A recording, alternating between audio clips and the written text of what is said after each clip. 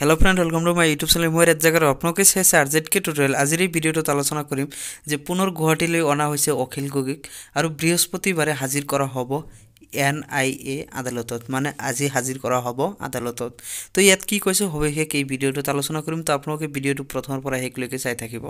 তো ইয়াত কোৱা হৈছে কি যে চাওক, বৃহস্পতিবাৰে গুৱাহাটীৰ NIA আদালতত হাজিৰ কৰা হ'ব অখিল গগৈক।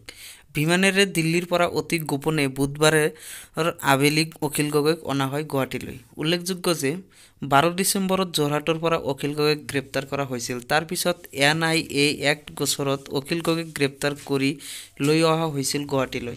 17 ডিচেম্বৰত গুৱাহাটীত NIA আদালতত হাজিৰ কৰা হৈছিল অখিল গগৈক।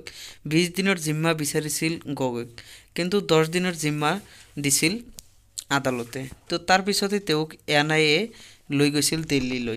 তো আজি আকৌ আদালতত হাজিৰ কৰা হ'ব অখিল গগৈক। তো আজিৰ আদালতত কি হয় সকলোখিনি আপডেট আপোনালোকৰ লগত শ্বেয়াৰ কৰিম। তো আপোনালোকে চাই থাকিব আৰু আমাৰ চেনেলটো ছাবস্ক্ৰাইব কৰি ৰাখিব যাতে সকলো ধৰণৰ নটিফিকেশ্যন সকলোতকৈ আগত পাই থাকে।